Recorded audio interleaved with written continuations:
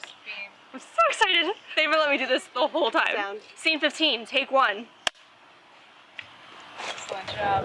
Very ready and action. Okay, everyone, let's start the reflection.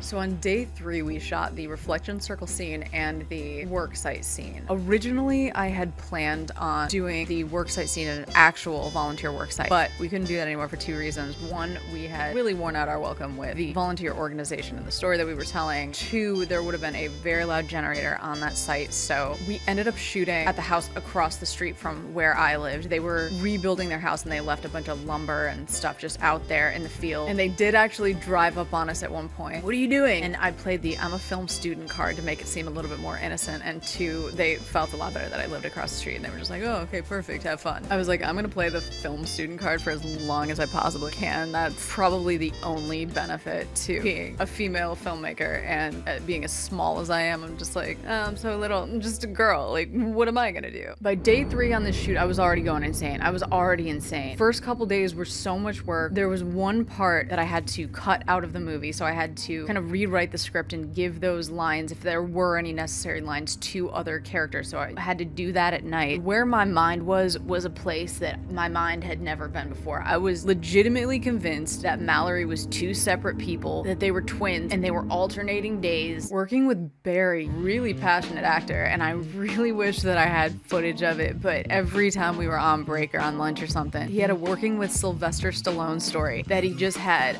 on a loop. As soon as he got done telling it, there'd be like a pause and he would just tell the story all again. Also, Barry did experience Hurricane Katrina. When he's saying at the very beginning of the movie, I think it's the first lines of the movie actually, when he's talking about what it looked like after the storm, was not scripted. He actually was just telling his story and I was just like, oh fuck, hit record. Slidell was in great shape, but when I hit Orleans East, it looked like Baghdad. I was like, damn, man, look at this shit.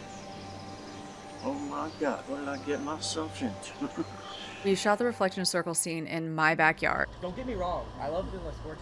I remember one of my specific notes for cinematography when I was doing pre-production for this movie was to not do a ton of medium close-ups. One of the main things that I'd noticed about people who made no-budget DIY independent films was it's just like rich of medium close-ups, and now I understand why that happens. When you're shooting a no-budget movie, you have such a tight schedule. I had sat there with Post-its and really mapped out with location and costume how we were going to be able to shoot this in 7 days. Sometimes, like, when the schedule is so tight, you just need the information, you just need the lines. Medium close-ups all around. I did climb the tree right there thinking that I was going to get a really nice top-down shot, and that was wildly uncomfortable to sit there with that branch on my chest and try to operate a camera. A couple people starting not in their seats. And most of the shot ended up really nauseating, so I think that footage makes up for like 1.5 seconds of the whole movie, but it was a good adventure, you know? That's a wrap for today, guys. Woo! It's been the best shoot there. It looks so good. Snap!